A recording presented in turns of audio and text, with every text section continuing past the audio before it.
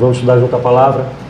Eu recebi uma visão nessa semana também sobre avivamento. A nossa fé não se baseia em visões, nem em sonhos, nem nada pessoal, mas a nossa fé deve se basear nas Escrituras, que é a nossa única e suficiente regra de fé e prática. O firme fundamento é a âncora da nossa fé, não é? A verdade, que é o baluarte da salvação. Aleluia? Então nós cremos na inerrância das Escrituras. E Alcha fala lá no Evangelho que as Escrituras não podem falhar. Ele diz que a gente deve examinar as Escrituras, que nós erramos por não conhecer as Escrituras, nem o poder do Altíssimo e Alto. Então, a nossa fé não se baseia em visões, mas a gente pode interpretar nossas experiências pessoais a partir da revelação da palavra. E a gente vai crescendo em comunhão, em discernimento com Ele, e esse discernimento faz com que a gente entenda e passe a discernir a voz dele. É como se você ouvir a voz do seu pai, onde você estiver no meio de uma multidão, você não vai saber que é a voz do seu pai? Você conhece a voz do seu pai, da sua mãe. Amém? Então, quando você desenvolve relacionamento, vida com ele, você passa a ter discernimento das coisas que ele concede. E aí um sonho, você consegue perceber que não foi um sonho que é importante, mas não foi um sonho comum. É um sonho especial. Não apenas importante, comum, mas especial, outra categoria. Amém? E não foi nem um sonho, foi uma visão mesmo. Ele falando sobre a essência do avivamento para mim. A gente, no mês de junho do ano passado, 2025, falamos sobre avivamento um bom tempo. E depois começamos a falar sobre o discipulado. Eu creio que foi uma sequência que o Espírito Santo foi nos dirigindo. Eu não percebi muito isso na época, porque depois de a gente buscar muito sobre avivamento, vieram as direções sobre o discipulado. E essa semana eu tive essa visão sobre avivamento. Vamos ler Apocalipse 2, não é Efésios, é Apocalipse. Capítulo 2, é porque eu estou com a mente da igreja em Éfeso. O versículo 5 diz assim a palavra: lembra-te, pois, de onde caíste, arrepende-te e volta à prática das primeiras obras. E se não, venho a ti e moverei do seu lugar o teu candeeiro, caso não te arrependas. Amém? Amém. Aleluia. Graças a Deus pela tua palavra, Pai. Assim como o barro nas mãos do oleiro, sejamos nós agora. Molda-nos, transforma-nos, ó Pai. Edifica-nos para ti mesmo, para o louvor da tua glória, em nome de Alcha. Amém. Amém. Creia, diga amém no seu espírito, no seu coração. Aleluia. Bem, amados, vamos pensar um pouco mais sobre avivamento, vamos voltar a meditar sobre avivamento. Só algumas coisas assim, bem caricatas até, mas por mais caricatas que sejam, pode não parecer tão claro para muitos. Tem pessoas que pensam que avivamento são coisas exteriores. Por exemplo, a gente, quando for orar aqui, orar gritando mais alto. Todo mundo orar ao mesmo tempo, gritando também. E todo mundo orar em línguas estranhas. E quando for cantar também, todo mundo cantar aqui em voz alta, né, quase se esguelando. Não importa muito a música. Claro que a música não tem tanta importância assim na adoração. Mas vão se formando esses estereótipos do que é avivamento. Avivamento para alguns talvez seja também um movimento onde haja muita adesão de gente. Movimento religioso, cristão, né, evangelical, onde muita gente esteja aderindo. E até existe um princípio psicossocial de legitimação que se chama validação social ou prova social. Por exemplo, você vai passando numa estrada viajando de carro e você vê na beira da estrada 2 grandes restaurantes. O da direita, você está passando, o primeiro, ele está quase vazio, poucos carros, 2, 3 carros na frente. Restaurante grande, mas 2, 3 carros na frente. E o segundo restaurante, um pouco mais adiante, você já consegue ver, está lotado de carros. Você não conhecendo os restaurantes, só você vendo naquela hora, você está viajando. Qual dos dois você seria inclinado naturalmente a ir almoçar? O segundo, né? Porque se o primeiro tem tão pouca gente, é provável que não seja lá tão bom. Afinal de contas, todo mundo, entre aspas, foi para o segundo, né? Então isso é chamado de prova social, validação social. Isso tem um valor, sim. Mas essas coisas não se aplicam às coisas espirituais.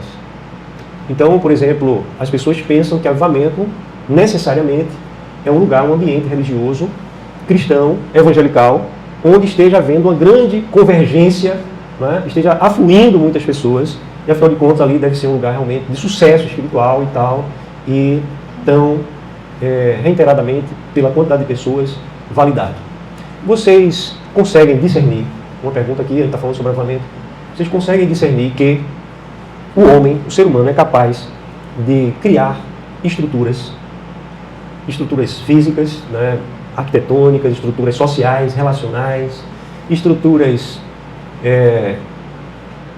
de prédica, de homilia, de palestra, que seja capaz de gerar comoção e gerar adesão de multidões? Ou vocês acham que é impossível ao ser humano gerar adesão de multidões? Só é possível se realmente estiver havendo um derramar poderoso do Espírito Santo. Estou fazendo uma pergunta, viu, gente? Vocês entenderam a pergunta? Então eu vou fazer novamente, tentar fazer talvez de uma forma um pouquinho diferente. O ser humano é capaz de gerar um movimento social de adesão de muita gente, social religioso? Sim ou não? Sim. Mesmo que não tenha nada a ver com o Espírito Santo? Sim ou não? Sim. Sim. Então isso não pode ser uma prova de que está havendo um avivamento. Vocês concordam? Sim. Então a gente precisa ter essa clareza também em relação às outras coisas que eu já falei. Por exemplo, vamos aqui fabricar. Agora todo mundo aqui, quem for orar, tem que orar em voz alta, praticamente se esgoelando e intercalando com o dom de línguas. Você vai dizer 2 palavras em português e mais 2, 3 em línguas estranhas. E para também gerar um ambiente de maior envolvimento, todo mundo aqui vai falar também alto quando você estiver orando, porque vai dar glória, vai dizer glória, vai dizer aleluia. Quanto mais alto, melhor. Vocês têm voz para isso, não tem?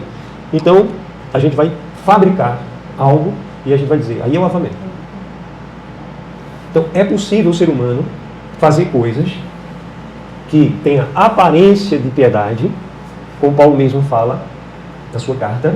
Ele diz essas coisas têm aparência de piedade, mas não há o verdadeiro poder. É negado, entretanto, o poder. Ele não usa o adjetivo, na verdade, o poder. Né? Mas está implícito ali, porque ou é o poder ou é real ou não é poder. Então ele diz assim, é negado, entretanto, o poder.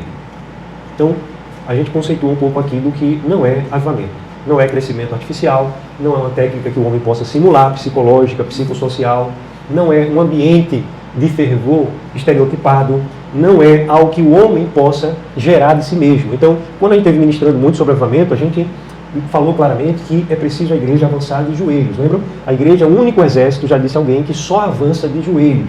E estarmos avivados, estarmos cheios da presença do nosso Pai. O Espírito do nosso Pai que habita em nós, em todos os salvos, precisamos buscar para viver uma vida cheia. Sede cheios do Espírito Santo. Amém? Aleluia? Então, há essa necessidade. Eu não falei na época, embora a gente ministrou muitas coisas, né, ensinou muitas coisas, mas eu não falei sobre, detalhadamente, também não vou detalhar hoje, mas vou mencionar, que existe o avivamento individual, ou seja, você pode estar vivendo avivamento. E a tua família, e a tua congregação, carral, que é comunhão, congregação, não está vivendo avivamento. Vocês conseguem perceber que é possível estarmos vivendo avivamento? Amém? Vocês conseguem perceber também que é possível, no avivamento individual, isso ser algo temporário e também se tornar algo perene. Ou seja, dependendo da sua maturidade, da sua busca, isso pode ser um momento isolado na sua vida. Você viveu um momento de avivamento, de intimidade, você viveu um momento de consagração, você buscou ao Pai em oração, Ele te respondeu porque Ele sempre ouve nossas orações. Você, como adorador, foi cheio do Espírito Santo, você se enche do Espírito Santo. Mas você logo se esqueceu daquele momento e tornou a dar vazão às coisas da carne.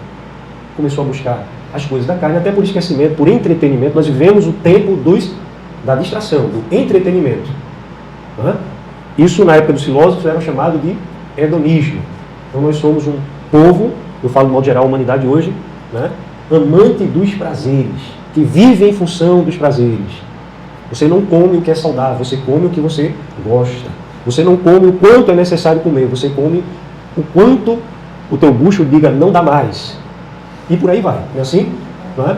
Então, nós vivemos essa geração. Você não faz o que precisa ser feito. Por isso, está faltando homens no mundo, homens e mulheres de fibra. Porque as pessoas só fazem aquilo que elas gostam de fazer. Não é? E vivendo assim, elas estão vivendo uma vida cada vez mais escravas do pecado. E isso interfere na vida da igreja porque é uma questão de mentalidade. Avivamento, como a gente vai ver hoje, é algo que precisa ser buscado.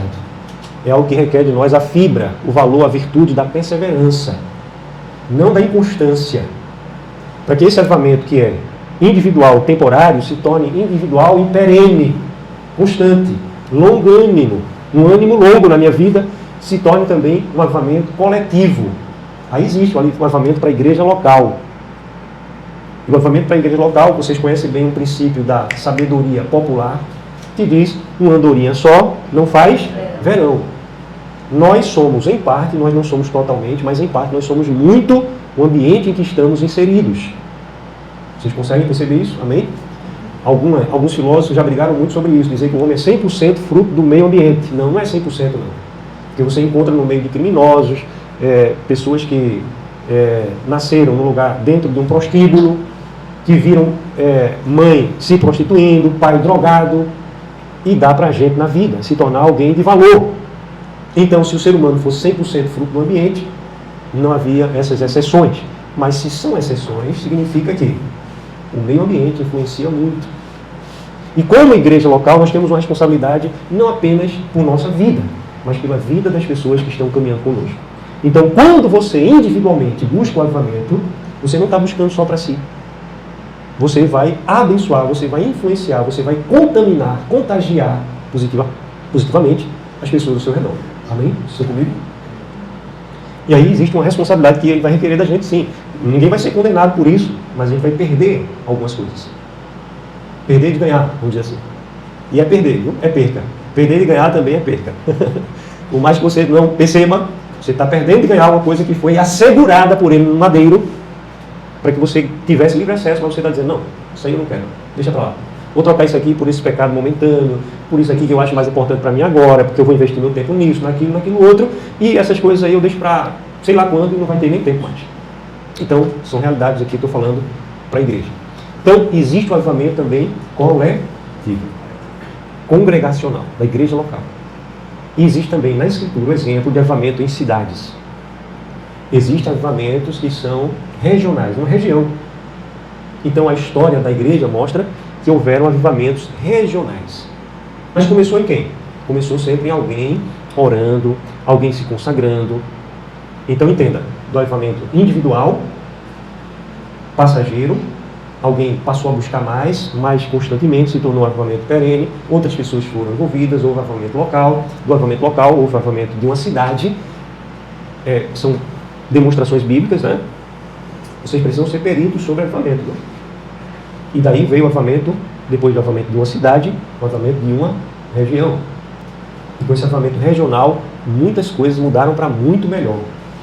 E houveram também avivamentos nacionais. Houve um homem conhecido, americano, escocês, John Knox, é porque a pronúncia do nome é em inglês, né? Que ele orava, dá-me a Escócia ou eu morra. Ele poderia ser muito mal interpretado e condenado hoje, porque a oração dele era, dá-me a Escócia ou eu morra. E ele pôde ver, antes da sua morte, a Escócia vivendo um avivamento. O país convertido, as leis do país mudaram, a estrutura, até estrutura urbana. E a urbanística, a paisagística urbana também foi mudada. A arquitetura das casas também foram mudadas por causa de um avivamento que veio a partir de uma oração de um homem. O Espírito do nosso Pai está tratando com cada um de nós agora, aqui. Amém? Ele deseja que a gente se desperte para fazer como Enoque. Enoque andou com o Altíssimo Yahweh de tal maneira que Yahweh o tomou para si. Ele foi arrebatado, nem passou pela morte. Ele viveu coisas maravilhosas, coisas tremendas. Então, que você seja despertado, despertada para isso. Amém? E nós vamos avançar sobre esse avivamento. Então, o avivamento, depois de ser nacional, ele pode ser mais o quê? Além de regional, nacional, o que ele pode mais ser? Não houve ainda um avivamento mundial. Embora alguns estudiosos da Escritura dizem que na época de Paulo, por ele ter evangelizado uma grande parte do mundo civilizado da época, foi praticamente um avivamento mundial. Mas não houve ainda, acredita-se, um avivamento mundial. Então, qual avivamento seria maior do que o avivamento nacional, de uma nação? Aí a gente vai agora para a dimensão do tempo. E é avamento de eras.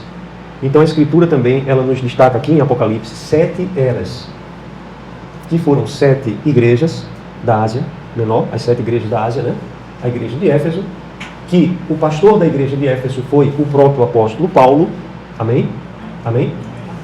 Então Paulo, ele implanta a igreja em Éfeso, ele apacenta a igreja em Éfeso durante um bom tempo. Depois ele estava implantando outras igrejas também. E era um momento também de perseguição por causa do nome de Yahshua. Vocês devem lembrar que no livro de Atos, os apóstolos foram espancados e foram proibidos terminantemente, explicitamente, de anunciar o nome. Não era nem a mensagem do Evangelho, era anunciar o nome do Salvador. Isso está escrito, viu? Só basta ter o mínimo conhecimento, a mínima leitura da Bíblia para saber disso. Então houve uma grande perseguição por causa do nome do Salvador. O nome é o endereço, a identidade.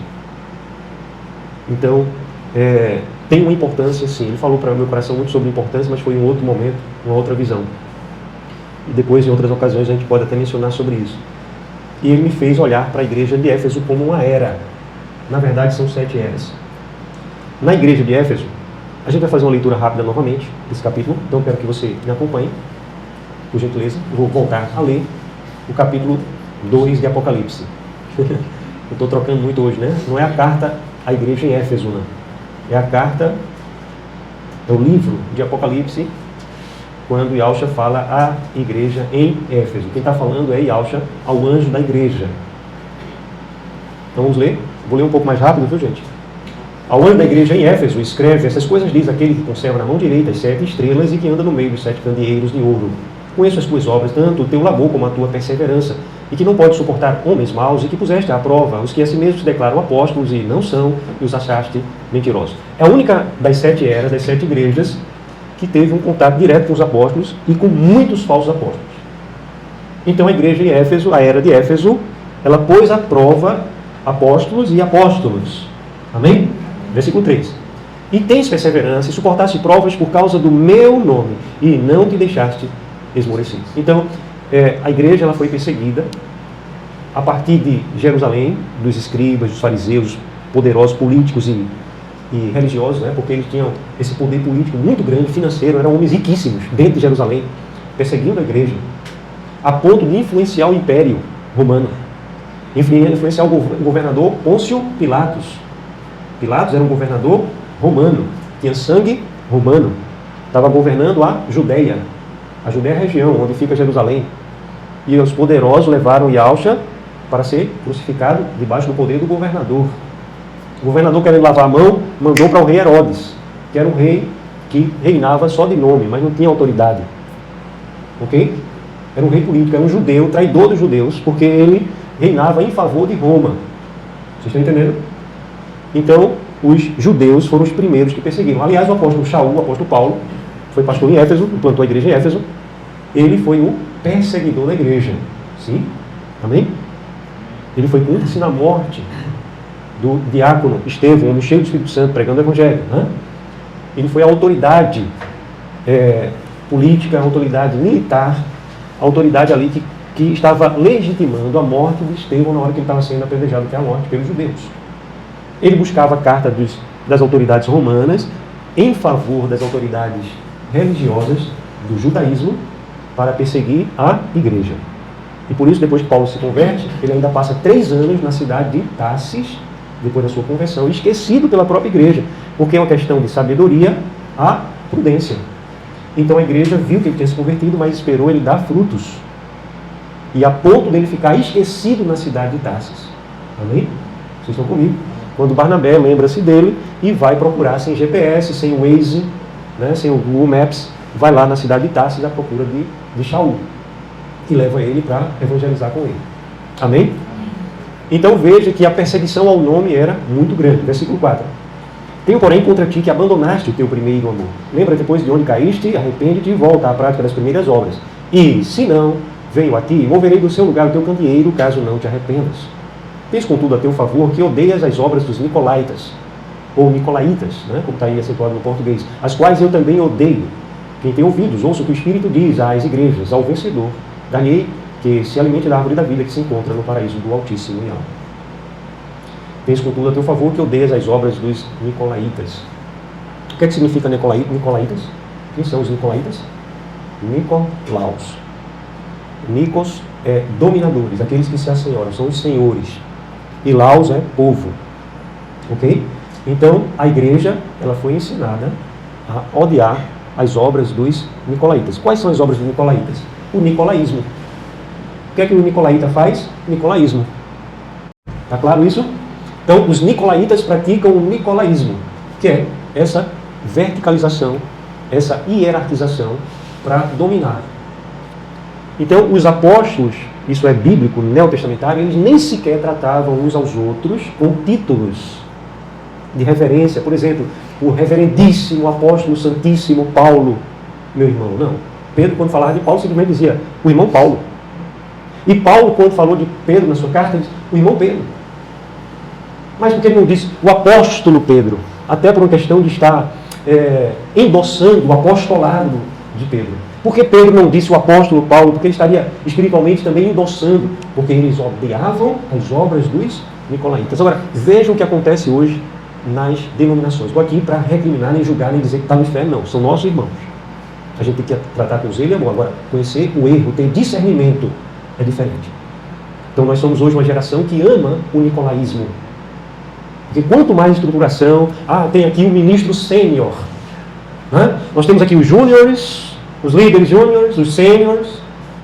Então, essas coisas, elas têm aparência de piedade. E eu não vou julgar os irmãos que têm caminhado por aí. Não sou eu, gente. Quem julga é a palavra. Nós devemos buscar crescer em discernimento. Discernimento. Agora, a palavra está sendo claríssima quando diz que a igreja de Éfeso, literalmente a igreja de Paulo, apóstolo, como também a era de Éfeso, aquela era, a era em que os apóstolos estavam vivos, foi uma era que odiou o nicolaísmo, as obras dos nicolaítas. Amém? Amém? Então, agora o centro da nossa mensagem está aqui no versículo de número 5. Lembra-te, pois, de onde caíste. Arrepende-te, volta à prática das primeiras obras, e se não, venho a ti, e moverei do teu lugar o teu candeeiro, caso não te arrependas. Quem está falando isso aí, Alcha, ele manda essa mensagem ao anjo da igreja, e ele está falando com a igreja. O anjo é o mensageiro. Se você traduzir aqui a palavra anjo e colocar mensageiro, está traduzindo com muita fidelidade ao mensageiro da igreja em Éfeso. Escreve. Então, o apóstolo Yohana teve essa visão quando ele estava na ilha de Patmos, ele viu e ouviu, e Alcha dizia a ele, ao anjo da igreja em Éfeso, escreve. Então, primeiro ele se apresenta, versículo 1. Estas coisas diz aquele que conserva na mão direita as 7 estrelas e anda no meio dos 7 candeeiros de ouro. Quem é? Yahshua. Então, escreva para o anjo da igreja e diga a ele quem está escrevendo. Em cada uma das 7 eras, em cada uma das 7 igrejas de Apocalipse, em cada uma das estações, Yahshua se apresenta de uma maneira peculiar e particular por causa daquela era. E também tudo o que ele fala diz respeito àquela era. Amém? Está claro isso, gente? Vocês estão conseguindo entender? Amém? Então, o que é que isso tem a ver com a visão e com o avivamento que eu tive? Dito isso tudo, que eu disse até agora, viver na essência do avivamento é viver o que está aqui no versículo 5. É viver o primeiro amor. É o primeiro amor que eu tive na vida. Quando ele fala, tenho contra ti que abandonaste o teu primeiro amor. Aqui a ideia é o amor mais importante. No Novo Testamento, às vezes se traduz por primeiro aquilo que tem também a ideia de principal. Aquilo que é mais importante. Na mente dos hebreus, de um hebreu, tudo que é primeiro é principal. Okay? Eles pensam assim. Então a palavra é como se fosse um sinônimo. Vocês estão acompanhando, né? Amém? Então aqui, olha, abandonaste o teu amor, o que é mais importante de você viver. E aí você vai ver que isso bate certinho com as palavras de Yahshua. O que foi que ele disse? Se alguém quiser vir após mim, negue-se a si mesmo e siga-me. Se alguém amar mais a sua própria vida do que a mim, não é digno de mim. Em outras palavras, tem que estar disposto a morrer por mim. Se alguém amar mais ao pai, à mãe, ao filho, ao irmão, ao cônjuge, ele sai mencionando, ele fala em detalhes. Mais do que a mim, não é digno de mim. Então, quando ele resume o principal, o maior de todos os mandamentos, o que é que ele diz? Amarás a Yahweh, o Altíssimo teu, de todo o teu coração. Se é todo, já não há mais espaço para outras coisas. De todo o teu coração, de toda a tua alma, toda a tua força, todo o teu entendimento. Esse é o primeiro e maior mandamento. O segundo, semelhante a este, é amarás ao teu próximo como a ti mesmo. Aleluia. Então, ele não estava ensinando você a amar menos teu pai, menos tua mãe, menos teu irmão do que você já ama. Mas ele estava dizendo que em relação a ele, você está entendendo? Ele não está mandando você diminuir o amor pelas pessoas, nem pelo teu próximo. Ele está dizendo que o principal, o mais importante de tudo, e que aliás vai dar valor às outras coisas, é você amar ele. Então, houve um problema naquela era de Éfeso. Aqueles irmãos que conheceram os apóstolos, a igreja cresceu muito, começou a abandonar o principal amor. A abandonar o principal amor. Isso foi quando ela começou na interseção com a era de Pérgamo e de Esmirna. Esmirna e Pérgamo. Pérgamo significa completamente casado. Foi quando ela se casou com o poder. Quando Constantino entrou na história e tal, né? Completamente casado. Então, houveram, aqui na igreja de Esmirna e Pérgamo, nos fala sobre Jezabel, nos fala novamente sobre os nicolaítas, nos fala sobre os balaíns, os adoradores de Baal. Baal significa, em hebraico, a mesma palavra que é Senhor. Depois criaram uma outra palavra, o hebraico, um neologismo, é claro que isso já é antigo, na época foi o neologismo, para a palavra Senhor. Baal, literalmente, significa Senhor, aquele que se assenhora. Ok? E qual foi a palavra nova que surgiu depois do cativeiro babilônico? Quando a nação voltou da Babilônia, elas deixaram a palavra Baal, mas elas criaram uma outra palavra para colocar no lugar de Baal. Qual foi a outra palavra que elas criaram? Foi a palavra Adonai. É o mesmo significado, o mesmo campo semântico. São duas palavras diferentes que têm o mesmo significado e o mesmo campo semântico com origens no tempo diferente. Uma palavra é antiguíssima, Baal, e outra palavra, Adonai. A igreja de Éfeso, ela foi tentada e em parte nessa interação, nessa intersecção, ela esfriou na vida do avivamento do seu nascedouro. Ela nasceu com muita energia, com muita força, recebereis poder ao descer sobre vós o Espírito Santo. Então ela nasceu com um impacto muito grande, mas depois esse impacto foi esmorecendo. Por quê? Porque eles foram deixando, não todos, muitos, foram deixando o primeiro amor, o principal amor. Amém?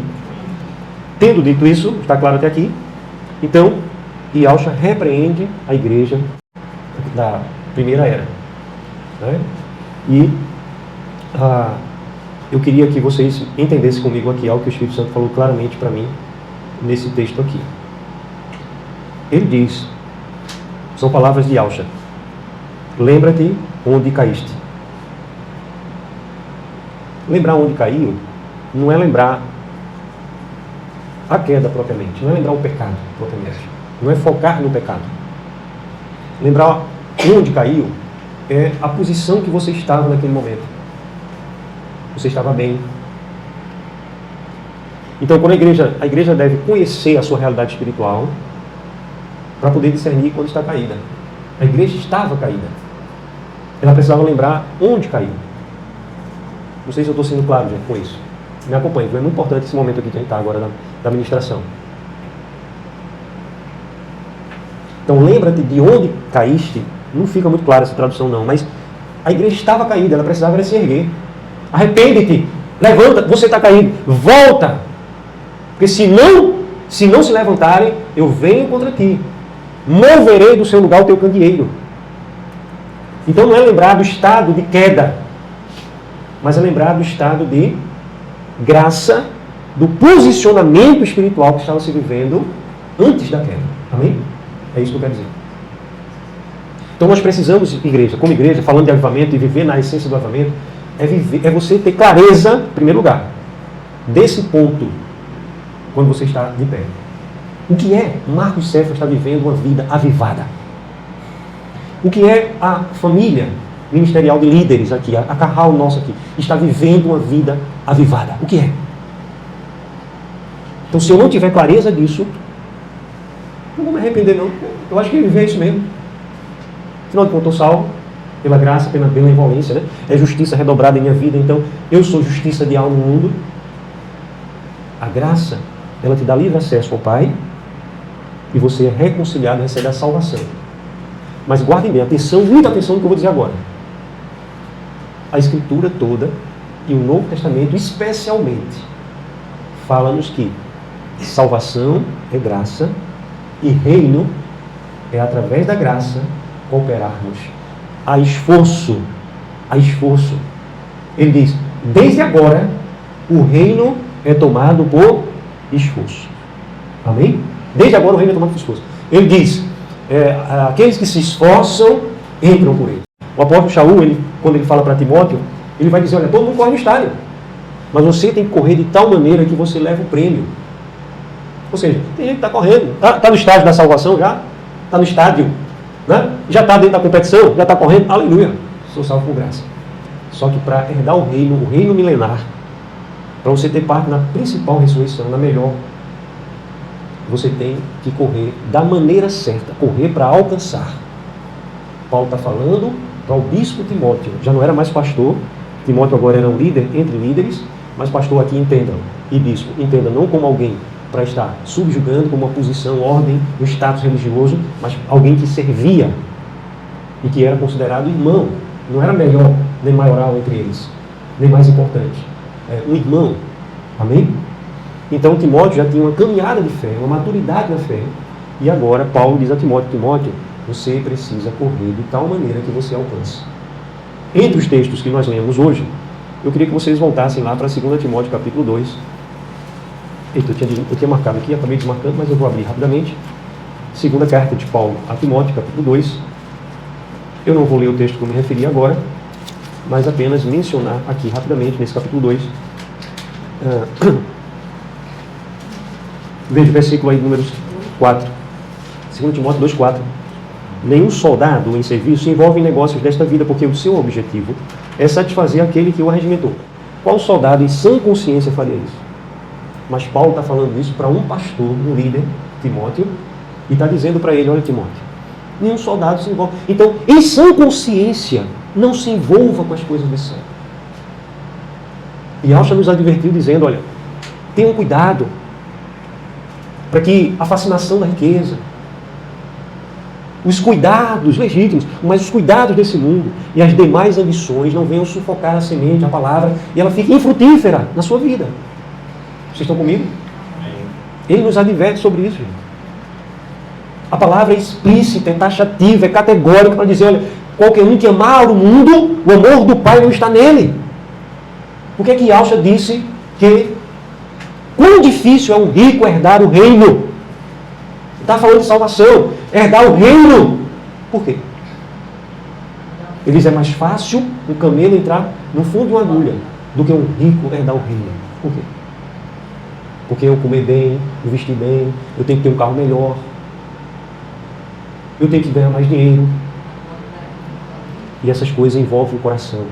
Aí vem a vaidade, a pessoa não percebe não, daqui a pouco ela está envolvida. São os meus gostos.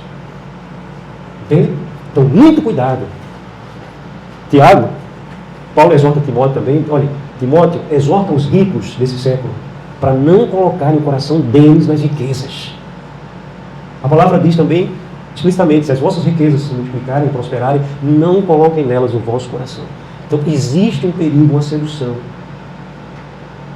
Nós não somos chamados para viver para esse mundo, gente. Então, onde é que estão as nossas prioridades, a nossa agenda? Não tenho tempo para viver avivamento. Não tenho tempo para viver, para me consagrar, para viver igreja. Não tenho. A igreja hoje, ela vive agendas para envolver as pessoas nas suas agendas. A igreja, ela cria agendas, um malabarismo, para que as pessoas fiquem enredadas com coisas que elas gostam de fazer, porque se forem coisas que forem um mínimo desafiadoras, contra o seu gosto, vamos dizer assim, não vou não. Olhe para as vigílias. Olha, gente, em nome pelo sangue de Yahshua, eu não estou condenando ninguém, eu me incluo nisso. É um trabalho de evangelismo, ao ar livre, debaixo do sol, sei lá. Então, as nossas agendas não têm tempo para viver avivamento. E ainda mais nesse século.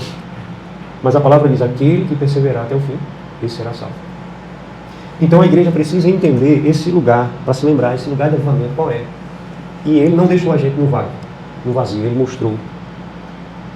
Não quer dizer que a gente não possa viver mais do que eles viveram, mas ele nos deu um padrão mínimo, que foi o que a igreja viveu no seu nascedouro.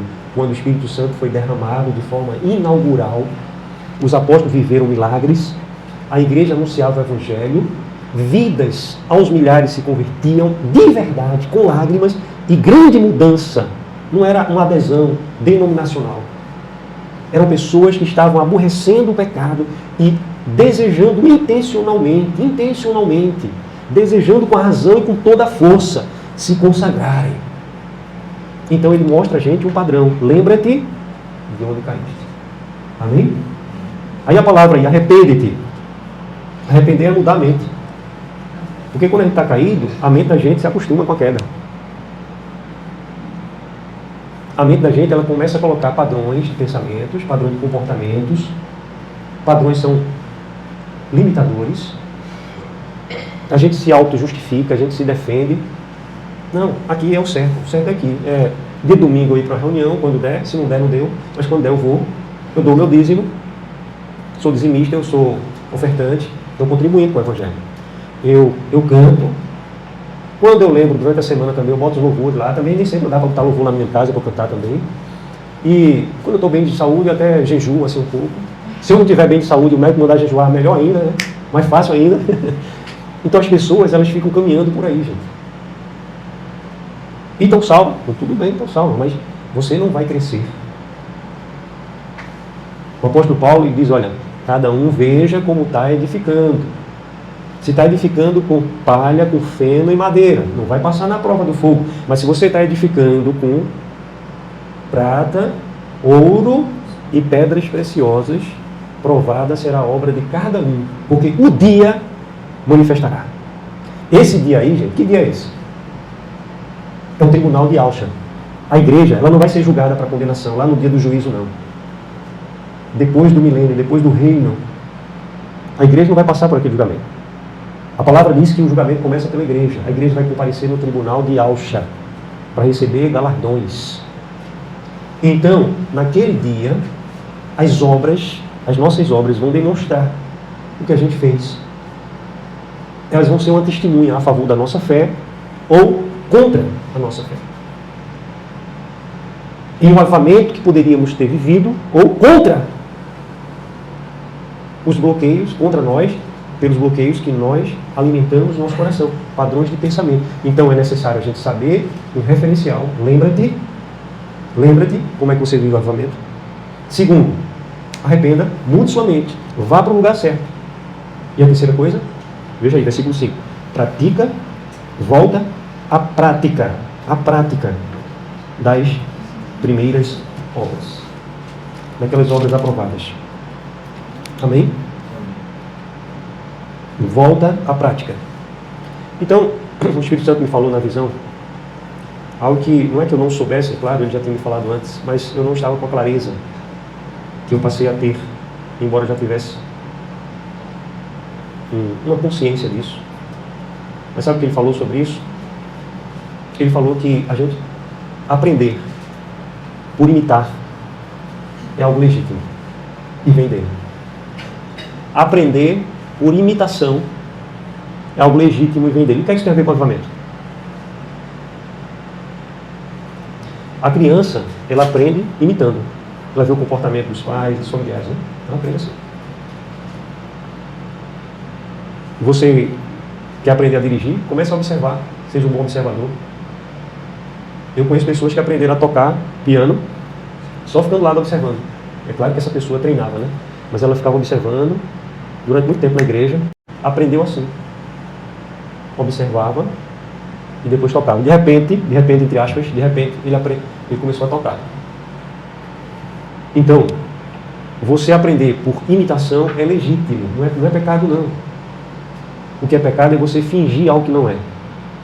Então, avivamento, se eu conheço, se eu lembro onde é a posição que Ele quer que eu esteja, se eu mudo minha mente para estar naquele lugar, eu posso começar a praticar, ainda que eu não saiba praticar de forma perfeita, correta, mas eu posso começar a imitar. Amém? É diferente de eu ser falso, de eu fabricar um avivamento aqui, falsidade, de eu fabricar um comportamento para aparentar algo que não sou, ou acreditando, a motivação vai estar errada, se eu estiver acreditando que o comportamento em si, ele é avivamento. Não, não é. Mas à medida que eu começo a viver tal qual se vive o avivamento, eu estou aprendendo, meu coração está no lugar certo, eu estou aprendendo e eu estou trazendo um ambiente de avivamento. E foi sobre isso que ele me falou, sobre estar na essência do avivamento. Aleluia. Amém. Não sei se vocês conseguiram guardar, mas essa foi a palavra que o Espírito Santo me deu. E eu, na verdade, estava quase para pedir alguém para dirigir esse estudo e essa palavra hoje, por causa dessa inflamação que eu tive, né, das vias aéreas superiores. E o primeiro dia foi a garganta. Depois que a dor da garganta passou, veio a coriza e inflamação dos seios nasais, né? E a inflamação incomodava porque ardia. Não era uma dor de sinusite, mas era um ardor e uma coriza muito grande. Então um dia foi a garganta ardendo e outro dia foi os sinos, né, ardendo da face. E eu estava quase para pedir alguém, mas como eu tinha recebido essa palavra e eu entendi que o Espírito Santo queria que eu trouxesse hoje para a igreja do presente, porque a gente começa esse mês de janeiro, esse início de ano, vivendo isso intensamente. Que o bom e eterno Pai nos abençoe a entender isso. Eu quero abrir um pequeno espaço aqui para perguntas e respostas, para vocês ficarem à vontade, ok? Mas deixa eu terminar aqui. Um abraço forte a todos que me acompanharam até aqui. Coloque aí como um compromisso dentro do Altíssimo, escreva para que eu saiba que você esteve comigo até aqui e você vai abençoar outras pessoas ao escrever isso. Diga assim, anote aí. Eu desejo de coração viver na essência do avivamento. Viver na essência do avivamento. Aleluia. Amém. Que esse seja um desejo de todos nós, tendo em vista que o Espírito Santo nos deu clareza de como vivermos na essência do avivamento hoje. Então, na essência do avivamento, viva. Aleluia. Amém. Um abraço forte. Bênçãos multiplicadas em tua vida.